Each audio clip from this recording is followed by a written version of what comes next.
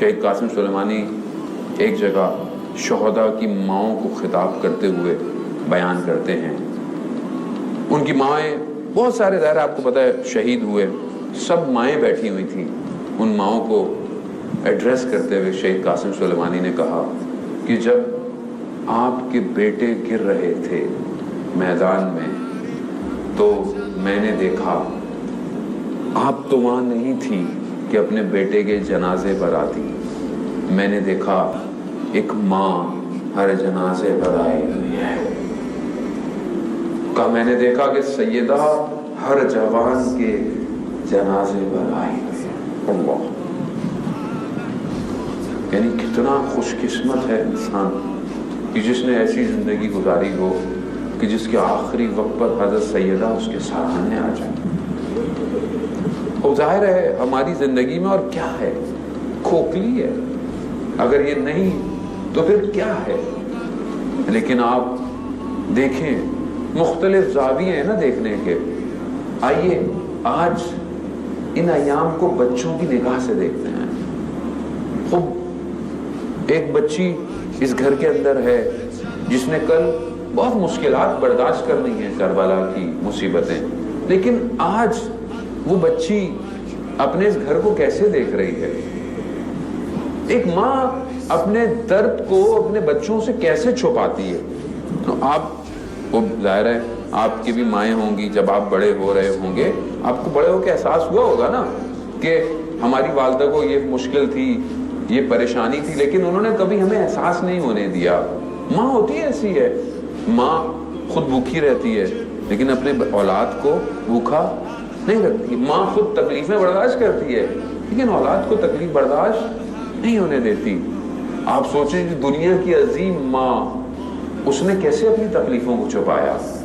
کیسے ایک بچی اپنے گھر میں دیکھ رہی ہو کہ ماں دیوار کے سہارے چلتی ہے. بیوی کے گھر سے بابا کا روزہ کتنا دور تھا، مگر گھر کا دروازہ مسجد نبوی میں نہیں کھلتا تھا.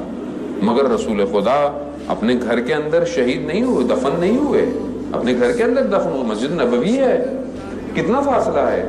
مگر آیات بیان کرتی ہیں کہ بی بی دیوار کے سہاروں سے چلتی تھی، چلتے چلتے بیٹھ جاتی تھی، تھک جاتی تھی، پھر اٹھتی تھی. کیا مشکل تھی. خواہ آپ تصور کریں مگر یہ بچے دیکھتے نہیں ہوں گے کہ ماں کیا ہو گیا ہے، ماں کتنی ہے، بہت بوڑھی ہے، بہت زیادہ جو ہے وہ زندگی گزاری نہیں. اس وجود نے صرف 18 بہاریں دیکھی تھی. 18 بہاروں میں بال اتنے سفید ہیں، 18 بہاروں میں چلتی ایسے جیسے کوئی ضعیفہ ہے.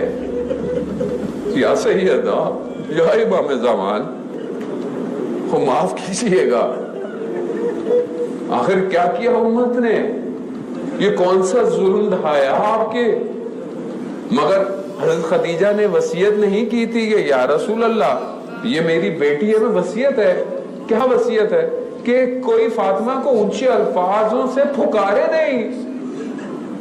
مگر رسول خدا جب تک زندہ تھے کسی نے فاطمہ کو اونچے الفاظوں سے لفظوں سے نہیں پکارا. ہاں رسول خدا آپ کے جانے کی دیر تھی، بس آپ کے جانے کی دیر تھی. اس کے بعد نہ صرف الفاظوں سے پکارا بلکہ چہرے کو کبوت کر دیا. اللہ اکبر. وہ کتنا سخت ہے امام کے لیے کہ جب امام نے اس امانت کو دیا رسول خدا کو کیا کہا ہوگا کہ یا رسول اللہ آپ تو مجھے پھول دے کے گئے تھے مگر یہ پھول مرجھایا ہوا میں آپ کو دے رہا. ہاں آزادانہ. مگر کمال دیکھیں اس خاتون کا کہ اس آخری لمحوں کے اندر بھی جب آخری وقت ہیں اور کہا کہ صرف علی کمرے میں رہ جائیں تو کیا کہا، علی کیا آپ مجھ سے راضی ہیں؟ ابوالحسن کیا میں نے زندگی میں حق ادا کیا؟ تو دیکھا حضرت علی کی آنکھوں سے آنسو ٹپک رہے ہیں اور بی بی نے اپنے بازوؤں کو آگے کر دیا. علی نے کہا یہ کیا کر رہی ہیں؟ کہا میں نے رسول سے سنا ہے مظلوم کے آنکھوں کے آنسو زخموں کو شفا دیتے ہیں. یا سیدہ یہ کون سے زخم ہے، یہ کون سے زخم ہے جس کے لیے آپ شفا ڈھونڈ رہی ہیں؟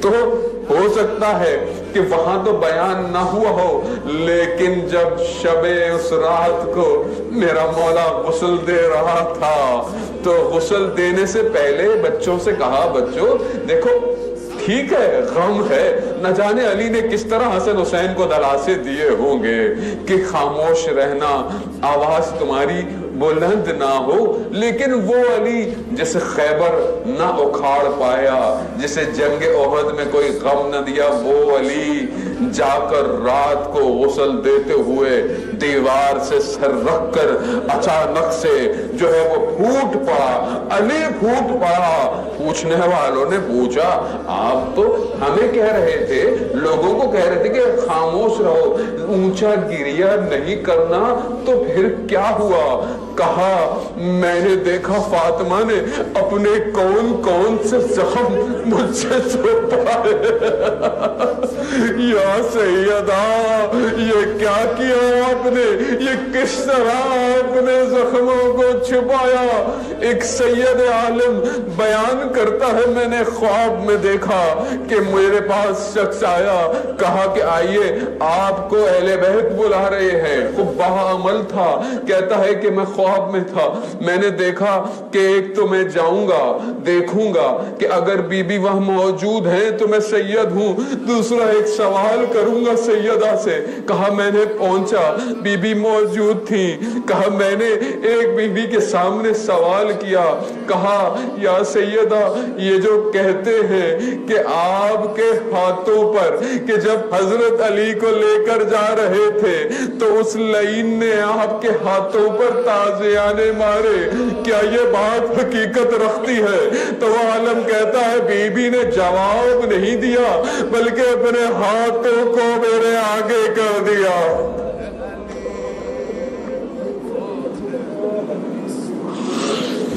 الا لعنت اللہ علی القوم الظالمین وسیعلم الذین ظلموا ای منقلب ینقلبون.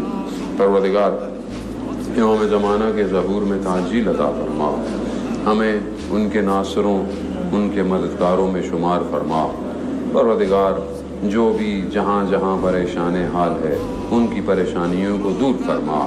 پروردگار ایام فاطمیہ اس سال کے آخر سے اور نئے سال کے شروع میں ہمیں اس طرف متوجہ کر رہے ہیں کہ ہماری زندگی فاطمی ہونی چاہیے. پروردگار ہمیں اپنے گھر کو، اپنی زندگیوں کو حضرت فاطمہ سلام اللہ علیہ کی سیرت پر عمل کرنے کی توفیق عطا فرما.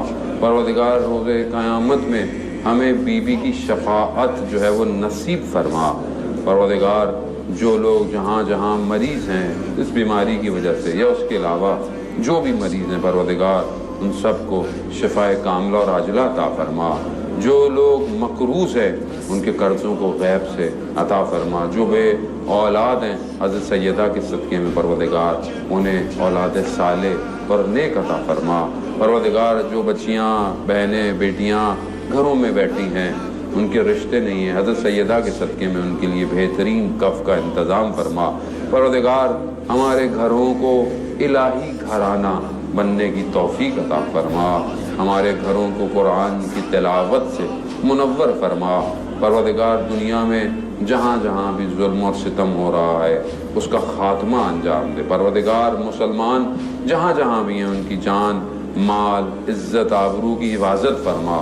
اور جو مسلمان اپنی آزادی کے لیے جو ہے وہ کوششیں کر رہے ہیں انہیں کامیابی عطا فرما. اسلام کے دشمن اگر ہدایت کے قابل ہیں انہیں ہدایت عطا فرما، اور اگر ہدایت کے قابل نہیں انہیں کیفر کردار تک پہنچا. جو بے گناہ اسیر ہیں بہت ساری جگہوں پر پروردگار ان سب کو اسیران کوفہ اور شام کے صدقے میں جلد سے جلد رہائی عطا فرما۔ پروردگار ہم ٹوٹے پھوٹے لفظوں سے تیری بارگاہ میں اہل بیت کے فضائل بیان کرتے ہیں، ان فضائلوں کو ہماری آخرت کے لیے صراط کے راستے پر نور کی صورت میں مہیا فرما۔ اللہم ارزقنا زیارت الحسین فی الدنیا و شفاعتہ فی الآخرہ۔ صلوات محمد و آلہ محمد۔